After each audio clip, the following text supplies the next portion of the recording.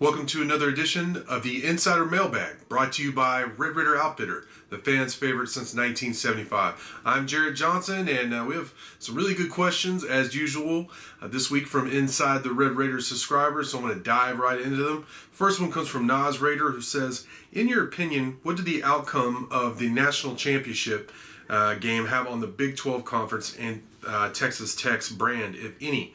And had TCU won, what would that have meant to Tech's brand? Well, I think the big takeaway is, okay, the Big 12 made it to the national championship game. Here's the opportunity, grand stage against Georgia. I mean, that game really wasn't a contest. Georgia dominated from the beginning. TCU, I didn't even watch the second half. It got to halftime and I was like, I'm not watching the rest of this. I know how this is going to play out. I was really excited for it. It was interesting and intriguing for a number of reasons until the game started. So I think the casual observer looks at it and is like, they didn't belong there, even though they beat Michigan, to get to the national championship. Well, you could look at it a couple of ways, perhaps Georgia's just that good. I think the fact that they struggled against Ohio State in the semifinal really focused the whole program, the team, and TCU probably got Georgia's best shot. And TCU didn't play well. Don't get me wrong. Georgia had a lot to do with that, at least what I saw in the first half. But TCU didn't play as good as it's capable of. And in terms of Tech's brand, I don't know. I think it's good the Big 12 got to the national championship game, but the fact that the representative of the Big 12 got crushed the way it did was probably not. It's not a good look. I mean, just let's be honest, it's not. I don't know how that affects Tech's brand other than, the Big 12 being looked at as, there's opportunity for it to be like, hey, Big 12 looks really good, but I think that was crushed by the mud stomping that the Horned Frogs received. And with the 12-team playoff coming out, in 2024, I don't know if it's that much important. It's going to be more about you got to win your conference championship, you get in the playoffs, and then you actually can earn whatever you get once you get in the playoffs. So I think it's, in terms of the brand, Texas Tech football brand is as good as it's been in a while since, Mike Leach, of course, rest in peace, was running things. So, and I think it's only going to improve under Joey McGuire. But I'm going to talk about that more later in this mailbag. If TCU had won, I don't know. It would have helped the Big 12 brand, so of course that helps Tech some. But I don't know if it would have helped Tech's brand all that much. To be quite honest, if TCU had won. Red Ranger asks. He says, "How was my vacation? I went on a cruise to Cozumel with my girlfriend. Her brother actually proposed to his girlfriend on the trip, which was fun. That was exciting. And then also on the trip with us was another couple." My girlfriend's sister and her long-term husband, all great people. We had a blast. The cruise was cool. It was my first cruise. I was always hesitant just because, just philosophically, people telling you what to do on your vacations didn't seem like a vacation. That seems like real life, But there were some really good things about it. I enjoyed how everything was right there. The casino, didn't lose too much money, so that's good. Saw a couple of comedy shows, the food that was there, just the value in terms of it being cheaper than a regular vacation if we had just gone to Cozumel. We're all good. The beach in Cozumel is great. It's like my third time being there. I had a lot of fun. We had a lot of fun getting away. The unplugged aspect, which I think I underestimated. I thought I was going to be able to do more things than I was able to.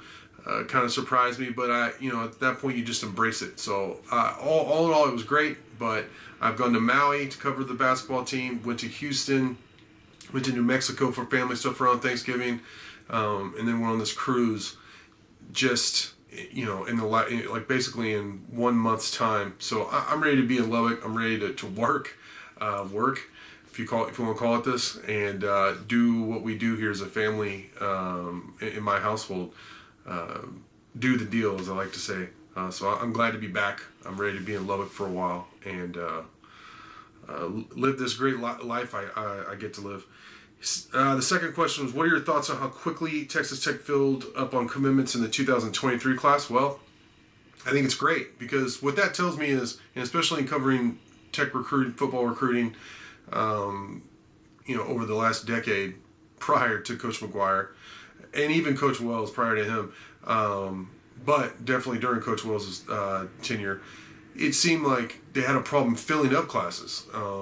And Wells did a good job of not reaching, but those classes weren't full, and it was like down their list of guys they wanted who actually did commit and who they signed. Filling up early tells me Texas Tech is targeting. They know who they want to target. They're going out and recruiting them, and they're doing a good job of closing the deal. That's what that tells me. And then they got to fight off all the other, fight off the wolves, so to speak, to keep them and sign them and then get them on campus. The 2024 class, right now, Tech is ranked 6th nationally. The 2023 class was a top 25 class. They've augmented it with some transfers. 16 of those, between the high school guys and the transfers from the 2023 group, are already on campus and will be available for spring ball. So that is huge. That's a big influx of talent. And then 2024, like I said, or like Steve Wilfong said, it could be certainly the best in Texas Tech history. So they know who they want. They're doing a great job of targeting, finding the talent, closing the talent, and they already have 7 commits for the 2024 group. They just landed a 4-star recruit in Johan Cardenas. I think it's all great. Is my quick answer after all that. Is I think it's wonderful. And I think it's going to lead to a lot of wins in the future, a lot of success for Texas Tech football. And my advice to you and everyone out there watching this is buckle up, because it's going to be a lot of fun. Texas Tech Austin says, best case, worst case, and what I think will actually happen with the basketball team this season. Ugh. It's funny, we had some blowback or whatever you want to call it, on the board, which just always happens. Fans, when their teams don't meet their expectations, they underperform. Fans blow back at everybody, including us reporting on them. And people want to know what's going on, what's happening. What's been happening is everything we've stated. Bad chemistry. There's injuries. There's inexperience, but I think that's been overblown at this point. And poor coaching. So you throw all that together, and that's where you have Texas Tech with an 0-4 record in Big 12 play, and no really quality wins. All 10 of the wins are against teams they should have beaten. So that's where we find ourselves. Now, in terms of looking ahead, Fardaz Amek is back practicing. What kind of impact, we should expect from him? He was expected to be one of the best players. He's one of the prize transfers in the whole country this past offseason.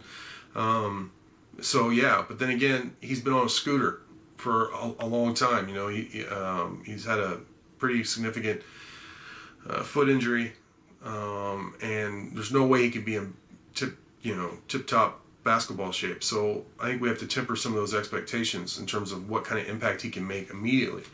And then there's the whole chemistry, lack of defense, lack of offense, all of that thing that is worrisome to me. It just is. So best case scenario, I think, Ahmed comes back, gets his legs under him, Tech makes a run, and somehow string together, because they're going to have opportunities. They're playing really good teams for most of the rest of the season in Big 12 play. You win enough of those games, then it will bolster your resume, and Tech will probably get in the tournament. If you get in the tournament, then who knows what can happen.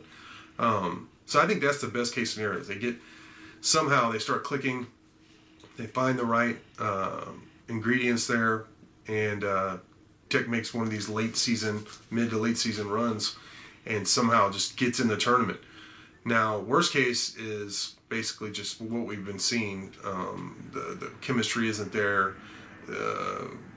Tech continues to lose these Big 12 games. A couple road blowouts really test the faith of the fan base. And then Coach Adams loses his job, to be quite honest. I'm not one of those people saying, oh, he should be fired. But, I mean, there's a lot of unhappy people out there in, around the program, and then from the fan base because of what's been going on, some of the rumors that are out there. So, that's the worst case. And what I think is going to happen, somewhere between that. I think Tech will win some games that'll have people up for a while, but I still don't think they're going to make the NCAA tournament.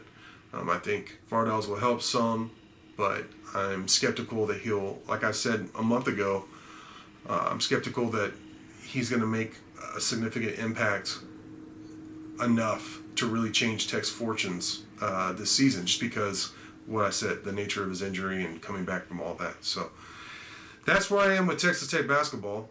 But, I think it'll be interesting to see how the players respond to the coaching staff, what Adams does, all that. If it's just a total loss of the season or if they make a push for the NCAA tournament. Another Tech basketball question, this one from Midnight 54. He said, did Adams find the recipe for success with fifth-year seniors last year compared to recruiting freshmen during these times? Well, they did bring in some transfers, so some older transfers. Vardalos was a big part of that, Davion Harmon. Some of these, Kerwin Walton, he's not a senior, but an older guy, has played some basketball at a high level, of course, coming from North Carolina. Devontae Williams, another guy who's played a lot of college basketball. So they still brought in a good amount of transfers. And I don't know if he found the recipe for success with those transfers. I mean, you got to go back a ways. Even when Beard was here, I mean, the shining example is Matt Mooney and Tariq Owens, which augmented what Tech had, of course, and then they made that run to the national championship game. So that recipe's been there for a while. Adams has said, to me, when I've asked him in press conferences and stuff, or media availabilities, that they're always going to hold spots for transfers. They always want to try and stay old and utilize the transfer portal. So I think it's an oversimplification by just saying, oh, they're young and this is why they're losing. Some of the inexperience accounts for some of the struggles, but not all the struggles we've seen this year. What I said answering the previous question, all those other factors also play a role.